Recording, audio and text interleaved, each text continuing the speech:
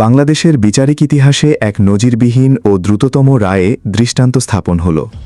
রাজধানীর পল্লবীতে মাত্র ৮ বছরের এক শিশুকে ধর্ষণের পর নির্মমভাবে হত্যার ঘটনায় অপরাধের মাত্র ১৯ দিনের মাথায় রায় ঘোষণা করেছেন আদালত। ৭ জুন রবিবার বেলা ১১টায় ঢাকা মহানগর শিশু সহিংসতা দমন ট্রাইব্যুনালের বিচারক মাসুফ সালেকিন এজলাসে আসেন। এরপর তিনি এ মামলার রায় পড়া শুরু করেন। বেলা ১১টা ৪০ রায় ঘোষণা করেন তিনি। আদালত তার পর্যবেক্ষণে জানান, চিকিৎসকের প্রতিবেদন এবং ১৬ জন সাক্ষ্যের সাক্ষ্য প্রমাণে এটি স্পষ্টভাবে প্রমাণিত হয়। গত ১৯ মে সকাল ৯টা থেকে বেলা ১১টার মধ্যে শিশুটিকে পাশবিক নির্যাতন ও শ্বাসরোধ করে হত্যা করা হয়। ঘটনার পরপরই মূল আসামি সোহেল রানা বাথরুমের গ্রিল কেটে পালিয়ে গেলেও তার স্ত্রী স্বপ্না আক্তার ওই ফ্ল্যাটেই ছিলেন।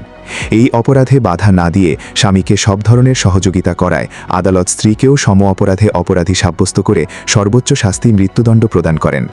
রায় ঘোষণার পর তাৎক্ষণিক প্রতিক্রিয়ায় রাষ্ট্রপক্ষের আইনজীবী আজিজুর রহমান বলেন, এই মামলার রায় মূলত ৪ কার্যদিবসে সম্পন্ন হয়েছে। সাধারণভাবেই ৫ কার্যদিবস বললেও ভুল হবে না। তখন রাষ্ট্র কিন্তু অতি দ্রুততার সহিত যে পদক্ষেপ নিয়ে এই বিচার কার্যটি সম্পন্ন করতে সহায়তা করেছেন, সেই বিচারে রায় দিয়েছেন আজকে। তবে এ ধরনের অপরাধ দমনের ক্ষেত্রে এটি একটি মাইল ফলক হয়ে থাকবে। গত ১৯ মে পল্লবের একটি ফ্ল্যাট থেকে শিশুটির খণ্ডিত লাশ উদ্ধারের পর ওই দিনই নারায়ণগঞ্জ থেকে গ্রেফতার হয় ঘাতক সোহেল রানা। পরদিন আদালতে নিজেদের অপরাধ স্বীকার করে জবানবন্দি দেয় এই দম্পতি।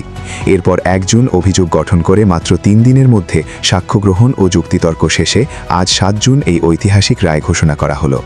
রায় ঘোষণার আগে কঠোর নিরাপত্তায় প্রিজন ভ্যানে করে এই দম্পতিকে আদালতে হাজির করা হয়। নির্মম এই হত্যাকাণ্ডের দ্রুততম বিচারে সন্তোষ প্রকাশ করেছেন শিশুটির পরিবারসহ সাধারণ মানুষ।